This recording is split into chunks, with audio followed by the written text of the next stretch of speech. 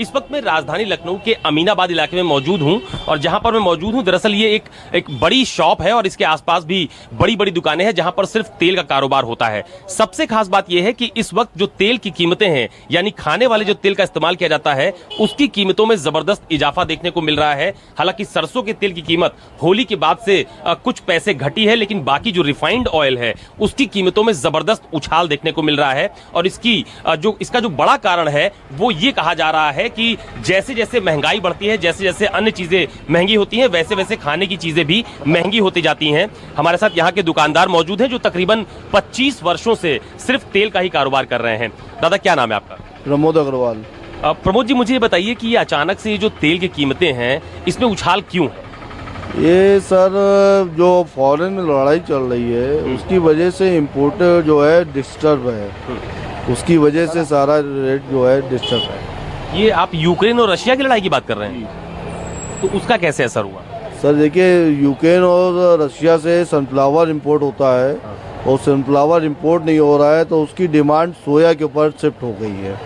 तो उसकी वजह से सोयाबीन जो है रेट ऊंचा जा रहा है। 70% रिफाइंड बाहर से मंगवाया जाता है, 30% उत्पादन भारत में होता है, जिसकी वजह से भी महंगाई का उस पर सीधा असर देखने को मिल रहा है। और जहां तक सरसों के तेल की बात है तो उसकी कीमतों में होली के बाद से थोड़ी बहुत कमी दिखाई पड़ रही है, लेकिन ये जो दाम है, जो कीमत है, ये कब तक नियंत्रित होंगे ये कह पाना भी मुश्किल है। कैमरा पर्सन धर्मेंद्र साहू के साथ अशोक तिवारी, लखनऊ, न्यूज़ 24। सीधे रुक करेंगे यूपी की राजधानी लखनऊ का। अशोक तिवारी वहां से जुड़े हुए हैं। अशोक, वहां पर क्या कुछ हाल है? अभी फिर से योगी सरकार बनी है।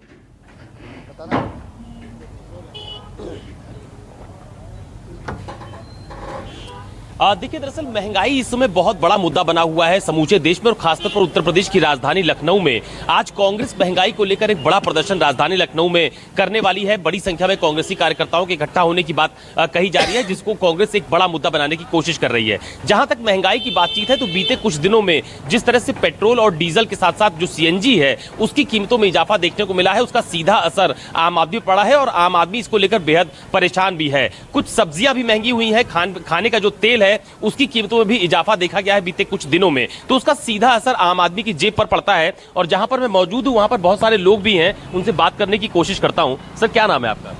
अखिलेश राय। राय साहब, मुझे ये बताइए, ये जो चीजें महंगी हो रही हैं, पेट्रोल महंगा हो गया, डीजल महंगा हो गया, आज सीएनजी भी महंगी हो गई, कितना असर पड़ रहा है जेब पर? सर, ऐसा है कि सरकार काफी निर्माण कार्य, काफी विकास कार्य कर रही है, इसलिए अब थोड़ा बहुत महंगाई तो बढ़ना स्वाभाविक है। चूंकि युद्ध भी चल रहा है वहाँ यूक्रेन रसिया का, तो उसके वजह से है और कोई मतलब सरकार। आप ये मानते हैं कि यूक्रेन और रशिया की युद्ध की वजह से महंगाई बढ़ गई? जी जी जी जी सर, इसी आप मुझे बताओ कि ये जो पेट्रोल डीजल महंगा हो गया, खाने का तेल महंगा हो गया, रिफाइंड ऑयल, तो असर पड़ रहा है बजट पे? बहुत ज़्यादा असर पड़ रहा है। इससे एक तरह से बजट, कमज़ोर वर्गों का बजट असंतुलित हो गया है। इस पे ध्यान देने की तो आवश्यकता है, ये मेरा मानना अपना पर्सनल। सरकार ध्यान दे। सरकार ध्यान। कितना असर पड़ रहा है महंगाई का? असर देखिए, कहिए तो कुछ नहीं है, क्योंकि दवाई फ्री मिल रही है, गरीबों को राशन फ्री मिल रहा है, लोग अपने आप को सुरक्षित महसूस कर रहे हैं। इससे बड़ी चीज़ हम लोगों को कुछ नहीं चाहिए। इस सरकार में सारे लोग अपने आप को कम से कम सुरक्षित महसूस कर रहे हैं। जिस प्रकार से युद्ध देश में चल रहा है विदेशों में, हमें लग रहा है कि यदि हमारे ऊपर ऐसी संकट आई तो हम पूरी तरह से सुरक्षित रहेंगे। इसके लिए भी 150 रुपये लीटर पेट्रोल होगा तो भी हम लोग लेने के लिए तैयार हैं।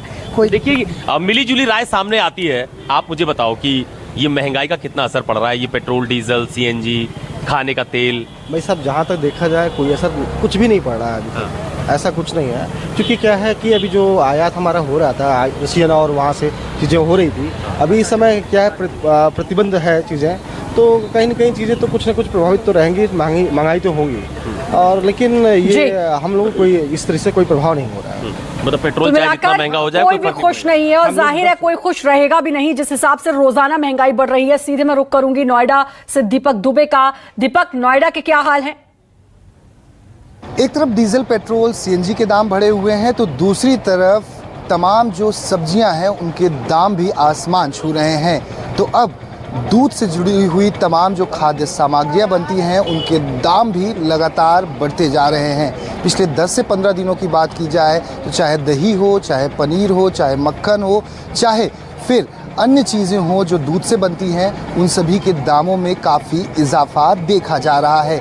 इस वक्त हम नोएडा में मौजूद हैं और यहाँ पर हम आपको बताना चाहेंगे कि अगर बात की जाए खोआ की, तो खोआ पहले अगर 10 से 15 दिनों के पहले की बात की जाए तो 220 रुपये किलो था, अब ये 300 रुपये किलो पहुँच चुका है। पनीर 240 जो पहले थी, अब वो 280 पहुँच चुकी है। न्यूट्रीलाइट मक्खन 120 था, अब वो 180 रुपये पहुँच चुका है। दही की बात की जाए तो 230 से अब 290 पहुँच चुका है। फ्रोज़न मटर की बात की जाए तो 270 से ये 400 रुपये का 5 किलो का पैकेट बिक रहा है। मार्केट खाली पड़ी है, कोई दुकानदारी नहीं हो पा रही है। तो पहले कितने तक का व्यापार कर लेते थे? अरे 1 महीने 15-20 दिन पहले की बात की जाए तो अगर दाम कम था तो लोग ज़्यादा ले जाते थे। क्या आप लोग पौवा भर लेकर जाते हैं या कम से कम लेकर जाते हैं, जितनी उनकी ज़रूरत है उतना ही? पहले ज़्यादा ले जाते थे, ऐसा होता था? पहले ज़्यादा ले जाते थे, दुकानदारी हमारी 50,000 की हो जाती थी, अब दुकानदारी 8,000 7,000 पर रह चुकी है। बहुत महंगाई की वजह से बहुत मार पड़ रही है। सोचना पड़ता है, 100% सोचना पड़ता है, क्या करें।